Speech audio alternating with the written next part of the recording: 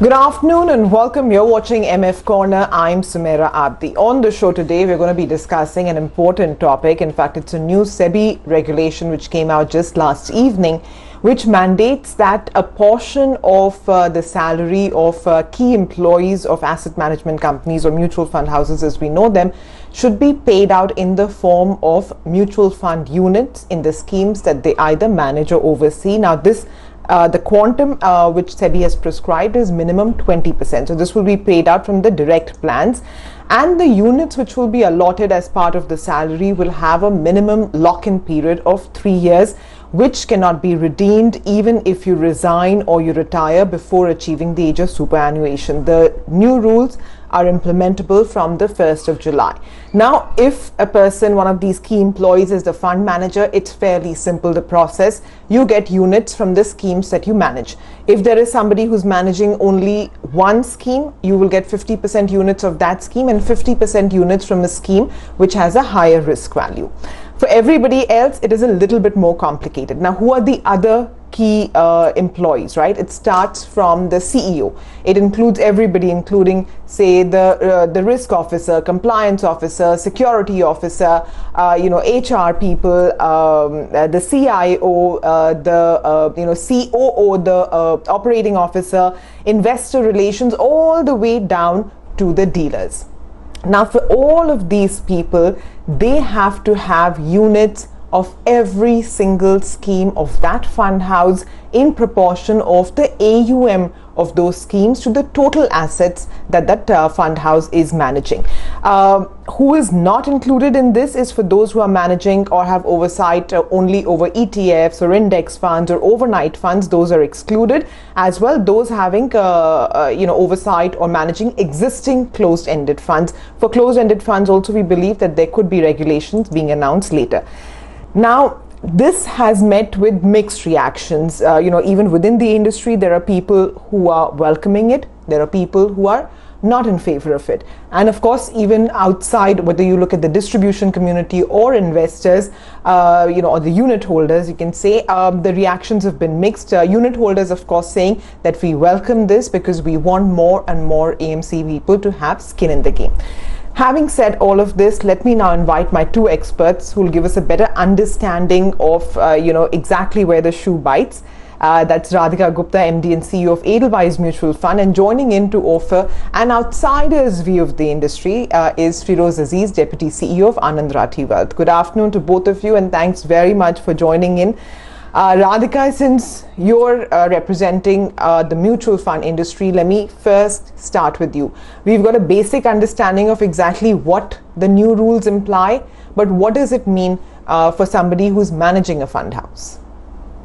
So I think I will first say that I like the spirit of the circular. I think it is a globally accepted best practice to have skin in the game, and it gives investors confidence. So I'm not, surprised with that. My problem is with the detailing and semantics, Sumaira, that I think make it very difficult as a head of a fund house to operationalize this. And I think there are 2-3 parts to this semantic. I think there are 3 specific problems here. One is, as you very well said, the circular doesn't cover CIO, CEO, and fund managers. If it only covered that, I probably wouldn't be speaking here. It covers even people in the dealing staff and fresh research analysts, etc., etc. The problem is these people don't make a lot of money. I think their incomes could be 15, 20, 25, 30 lakhs at max. And when you're forcing them to save 20% of their post-tax income and lock it up for 3 years, it is very unfair on this population because it's hard. People don't even save that kind of money in a city like Mumbai practically, with the challenges of schools, EMIs, etc. And this is something I've heard a lot from my team over last night. I've got many calls from people within my team and outside the Edelweiss AMC ambit. So I think that's one problem. The second problem to operationalize is one of asset allocation. I think if they gave flexibility in asset allocation, this would be far easier. For instance, as a CEO, and we don't have too many schemes as Edelweiss AMC, but as a CEO, I have to invest and my CFO has to invest in 23 schemes. This is quite a bit. I mean, nobody would recommend that for normal investors. If I'm a liquid fund manager, at least 50% of my money is going to be in a liquid fund for 3 years. That's probably suboptimal capital allocation. And if I'm an equity fund manager, I can't do anything less risky than equities. My risk appetite doesn't have to be represented by the funds I manage. That is my profession. So as I said, while I agree with the spirit, I don't agree with the semantics. And I think it will lead to some challenging times ahead, which we can talk about further. Okay, we'll get to those challenges in a bit, but Feroz, let me get you in on this. As somebody who's not, affected by these rules, what is your understanding? Should we look at it, or should investors and the general populace look at it as fund management or fund house employees being forced to have skin in the game, and therefore perhaps non-indulging in unfair practices or trying to give a better performance?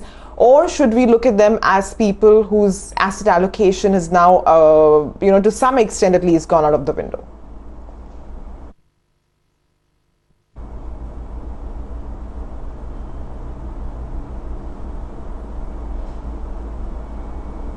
Okay, Feroz, we're not able to get your audio. I think you're on mute. Sorry, Sumaira. So point one I was making is I completely agree with Radhika that this is a very, very good concept. Implementation could be difficult. But if you look at it from an investor standpoint or a distributor standpoint, this whole alignment and bringing in consistency in terms of skin in the game. Of course, there are several AMC employees who put far more money than the 20% of 1 year salary, which is not a very large amount. For a CIO, for a fund manager. So I think from a distribution standpoint, I think this whole point of AMC employees, key ones, investing in their own schemes brings in more merit, and that will help us penetrate the whole mutual fund industry. Investor base would expand. So I think it's a very positive thing from an investor standpoint. If that gives an investor more courage, we have 100 times more money in fixed deposits in India than in equity mutual funds. So if this brings in more alignment in the investor's mind and perception, that will have a huge long-term benefit. And I don't see 20% as a big challenge to the group of senior employees, because 20% of 1 year salary could be, for example, if a fund manager has a 1 crore rupee salary post-tax and 10 crore rupee savings over the years, 20 lakhs is what he or she will have to invest in their own schemes, which is 2% of their total net worth, because it's 20% of 1 year salary, which might just be 2, 4, 5% of one's overall savings over the lifespan. So the amount is not large. Most people will be doing significantly more than that. So that doesn't worry me.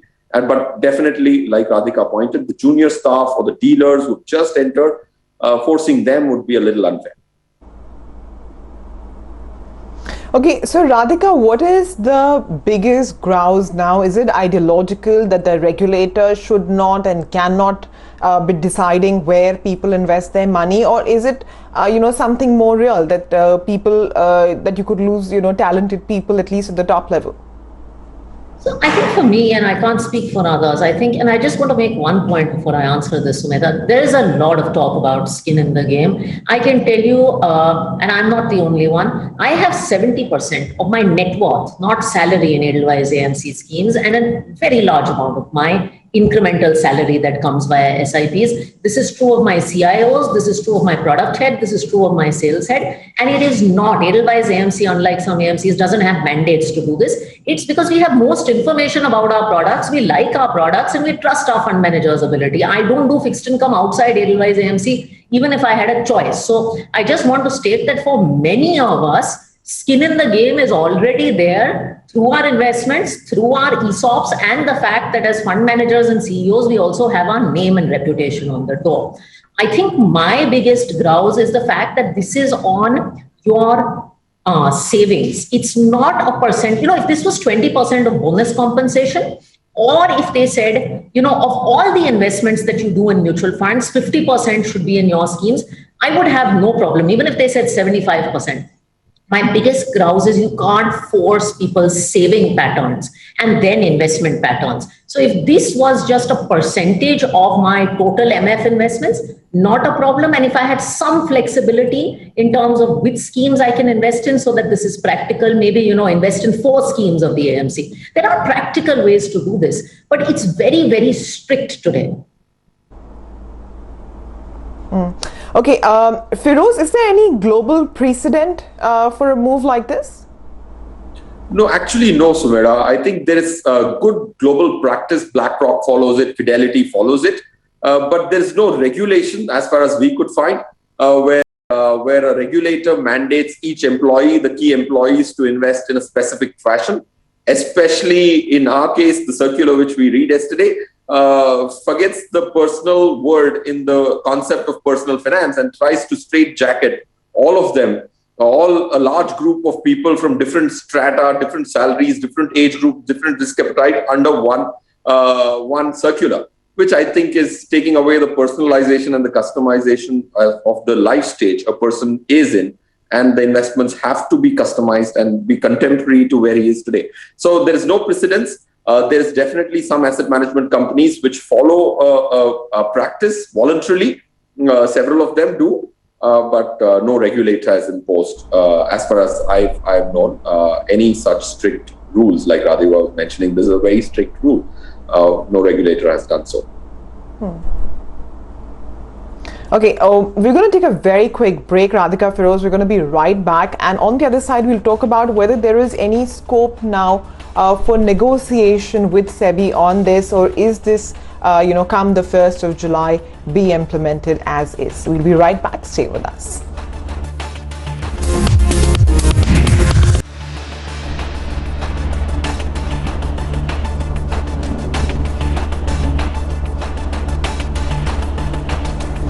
Welcome back. You're watching MF Corner, and today we've been discussing the mandatory tying in of compensation of key employees of mutual funds, and allotting them mutual fund units and schemes that they are managing or overseeing to the extent of a minimum of 20%.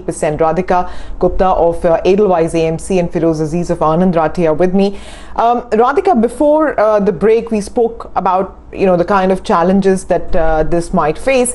One of the views that's coming out is that if the intent really is to arrest wrongdoing at whatever level it may be found, is it not better to investigate and punish than to go this way? Is it going to improve anything on the ground? Is it going to improve governance, or is it going to improve performance? I mean, is there a upside to this at all? Yeah, it's a good question. I mean, look, I think, and people will question me for saying this, but I don't think employees investing in schemes necessarily is a measure of improving performance. It is definitely a very, very good governance metric. Great to have. As far as performance is concerned, performance will be what performance is. And I don't think, personally, I've been doing asset management for 15 years, Sumaira. I'll tell you, it is much harder to manage someone else's money than your own money. There is a tremendous amount of pressure all of us take. And I think broadly, fund managers are very, very responsible people who know that they have the pressure of managing people's money. There are lots of incentives that AMCs have already to move people towards performance. For instance, bonus compensation, which is a significant amount of senior compensation, is entirely dependent on 1-3-year performance and outperformance. ESOPs are dependent. And finally, and I think people perhaps don't give us enough credit for this, you have your name on the door as a head of the business or as a fund manager. You have your name and track record on these schemes. And I think most people are very, very cognizant about it. So I don't think this necessarily improves performance. It's a good governance metric. And as I said, it can be implemented in a way that gets the spirit right. Even though I don't think, by the way, that you need to force skin in the game. Skin in the game happens when you don't need to force it. Feroz, what's your take? Is there any upside to this? For investor or for me as an investor, what is the benefit that comes out of it? What might have been the intent, except to just say that, you're aligning the interest to the unit holder, yes. fair enough. But I mean, does it necessarily mean that schemes will be managed better, or that I as an investor will benefit in any way? See, I think, Sumaira, everything does not have to result in a return increase for the investor. A kind of comfort is very, very critical for a person to extrapolate mutual fund as a platform on large portion of his or her savings. So I think it definitely does that. Like Radhika said, governance could probably be a collateral benefit of this circular. But I think performance is a separate variable altogether. I don't think this can result in a substantial performance. But I think what will happen out of this is each one of us who have any association with the industry can now very categorically say there is skin in the game, which was voluntary and hence not spoken about enough. I think that's one big benefit for the industry as a whole, and investors definitely get that comfort, which helps them scale it up. Today, 20% now becomes a benchmark. 20% should get into a mutual fund scheme for a person out of his or her salary. So I think that's what is the benefit. But I think it's not a very big item to my mind, because most of us anyways end up investing. So why not put it on paper? Right? If I recommend 10 equity schemes, I have 45% of my total net worth in those schemes. If I am a manufacturer of a structured product, I got 40% of my net worth, not the 1 year salary, in those schemes. So we all do it. Why not put it on paper? And if there is a younger employee, he needs to just roll over the same 3-year money. Right? You don't have to, it's not like a 10-year lock-in, it's a 3-year lock-in. So if somebody's salary is 30 lakhs, the person needs to put in, a post-tax, he gets 20 lakhs. So the requirement is to put in 12 lakhs in 3 years. And I'm sure that's already invested for a person. So you can use the same money and do some degree of planning to be able to, as an industry, put it on paper that we all have the skin in the game. I take your point wholeheartedly. The problem to my mind that I can see is, what happens to people whose AMCs have 100+ schemes, or, even 40, 50 for that matter. But, that's not for me to say. Radhika, is there any sort of dialogue now with the regulator on this? I understand that the Mutual Fund Advisory Committee has already deliberated with SEBI on this, before the rule came out. But is there going to be any further talks? I can't comment on it because I don't have, I'm not a part of MFs, but I certainly hope that there is dialogue, because if there isn't, as I said, if you can relax some of this in terms of its application and asset allocation, it will be a very, very positive thing. Otherwise, it could get a little tricky. I mean, I'll give you another example. This applies to my head of HR or head of technology. If my head of technology was working at a bank, he wouldn't be subject to such onerous rules, even though banks are also fiduciary, businesses. They run fixed deposits. But a head of IT at a bank doesn't have to put 20% of his savings in his bank's fixed deposit. So I think just in terms of how talent will think about it, it could have some implications. Or a junior analyst will say, I'd rather work for the AIF business. I'm not subject to these implications. So I certainly hope that, it's okay. You put out circulars and feedback is always welcome. And we're all trying to get better as an industry. I think we are the most transparent industry in terms of financial services in the country. It's one more metric, and we can take feedback from each other and get better and better about it. Nothing is ever cast in stone or should ever be cast in stone. Okay, so as of now, the takeaway, as I can understand from whatever I've spoken to people, and of course from both of you today, is that the heart is in the right place, the intent is right, which is to provide comfort to unit holders. That if I'm being asked to invest in a particular scheme, I know the person who's managing it and his entire team also has their money in it, and therefore I get that comfort. The other part on implementation, of course, remains a challenge, because you have a lot of this variable pay factor, and for junior employees, 20% would be a big chunk, as I can imagine. I mean, I can't imagine when I was starting out and having to have 20% locked in. But like Feroz said, 3 years is not that large a period. So I guess there's mixed emotions about it even now.